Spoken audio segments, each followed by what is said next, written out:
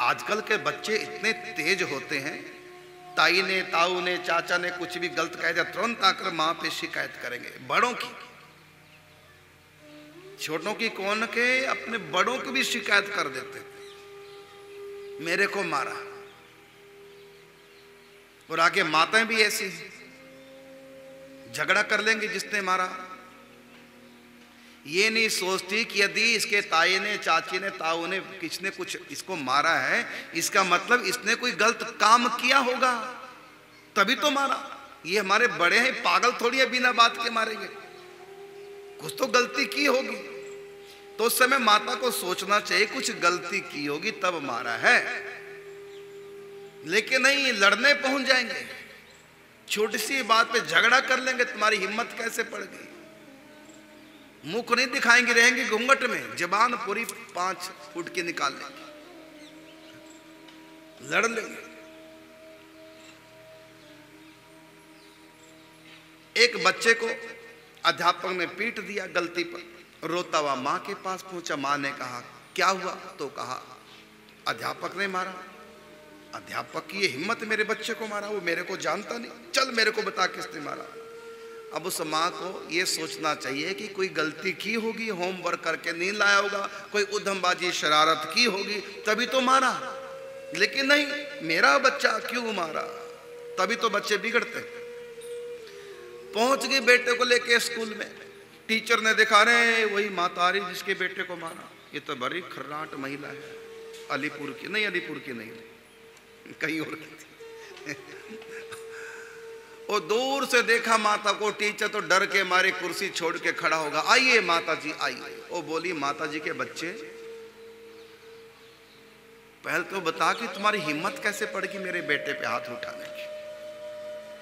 तू जानता नहीं मुझको, क्यों मारा? टीचर हाथ जोड़ के बोला कि माता इसलिए मारा था, इसने ऐसे से शरारत की और कई बार की और कई दिनों से कर रहा है।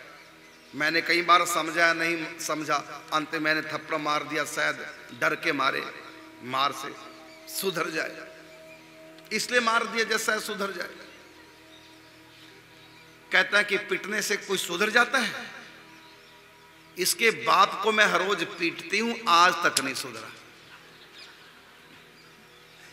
इसके बाप को मैं हर रोज पीटती हूं, आज तक नहीं सुधरा, ये पीटने से कैसे सुधर जाएगा? है ये भी तो उसी का लाल है। तो ऐसी माता यदि होगी तो बेटा सुधरने वाला नहीं है। एक डाकू को जब फांसी लगी तो जज की तरफ से पूछा गया तुम्हारी अंतिम इच्छा क्या है?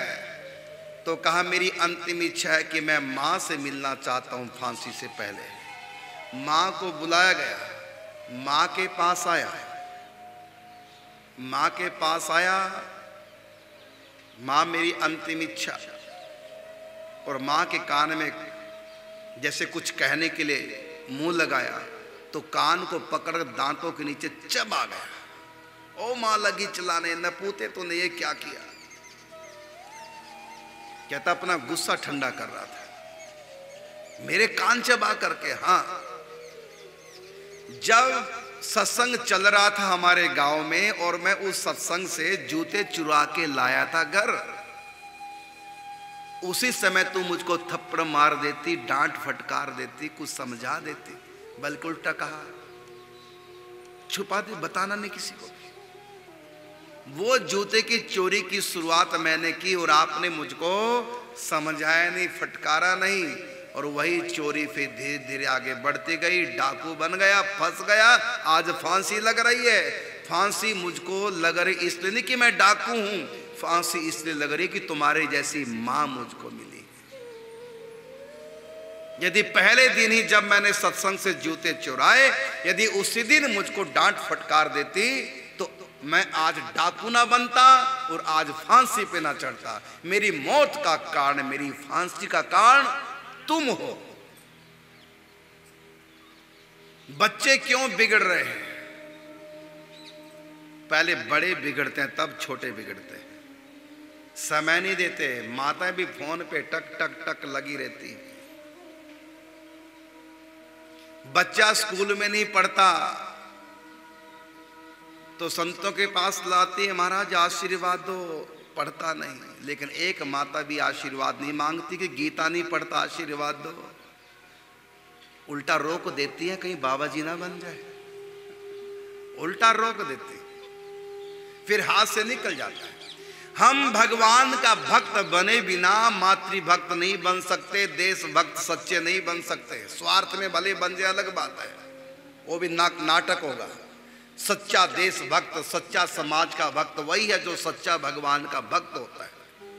क्योंकि सच्चा भगवान का भक्त सारी सृष्टि को भगवान का मानता है, भगवान को सबके अंतःकरण में मानता है, इसलिए वो सबका सच्चा सेवक हो जाता है, वो किसी का बुरा नहीं कर सकता।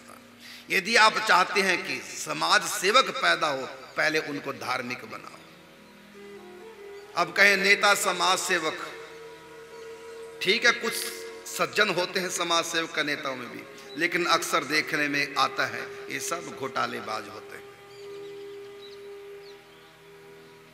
1 करोड़ रुपए रोड के लिए मिला तो रोड पे के लिए 25,000 रुपए लगते हैं, 75,000 कहां गए? बंदर बांट। ये होंगे देश के सेवक? सरकारी अधिकारी कैसे रिश्वतें खाते हैं सब जानते हैं, कैसे तंग करते हैं कुछ भी कुछ कराना हो तो।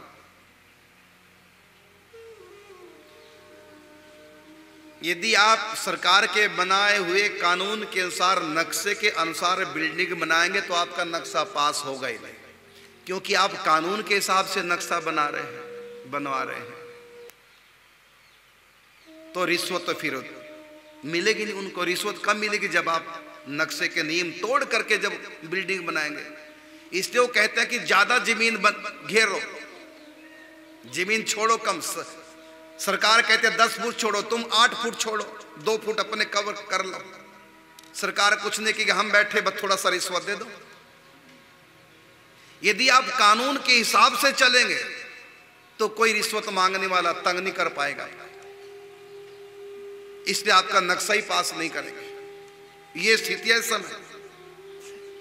आप वृंदावन जाकर देख लो, किसी का मकान नक्शे से नहीं बना है। क्यों नहीं बना है? क्योंकि जो नक्शे से बनाना चाहे वो बनने नहीं देंगे। कहता नीम तोड़ के बनाओ, हमको भी रिश्वत दो और खुद जमीन ज्यादा घेरो, छोड़ो कम। ये हाल है। तो जब बड़े बिगड़ते हैं तब छोटे ज्यादा बिगड़ जाते हैं, अंतर इतना। लेकिन बिगड़ने की शुरुआत बड़ों से ही होती है, ध्यान रखना। इसलिए बड़ों को चाहिए, यदि अपने बच्चों को सुधारना चाहो तो पहले बड़े सुधरें। पति पत्नी झगड़ते रहते हैं और वो असर पूरा बच्चों पे जाता है। इसलिए पहले अच्छे माँ बाप बनिए, तब अच्छी औलाद की, अच्छी संतान की कामना कीजिए। बच्चा गीता नहीं पढ़ता, भागवत नहीं पढ़ता, ये शिकायत लेके नहीं आओगे संतों के पास, बच्चे को आशीर्वाद नहीं दिलाओगे। लेकिन स्कूल की किताब नहीं पढ़ता, उसके लिए कहोगे महाराज आशीर्वाद दीजिए, पढ़े पास हो। पहले भक्त बनाओ अपने बच्चे को। भक्त ही सच्चा राष्ट्र भक्त होता है। जो भगवान का भक्त नहीं, वो कभी किसी का भक्त नहीं हो सकता। क्योंकि जो सच्चे भक्त हैं वो भगवान की प्रसन्नता के लिए सबके भीतर भगवत भाव करके सबकी सेवा करते हैं। इसलिए अपने बच्चों को धार्मिक बनाओ। जब तक धार्मिक नहीं बनाओगे तब तक आपका बेटा किसी का भी सेवक नहीं बन पाएगा। अब ध्रुव भक्त की मां की बात लीजिए। मां अच्छी थी इसलिए ध्रुव भक्त पैदा हुआ। मां गड़बड़ होती तो ध्रुव पैदा ना हो।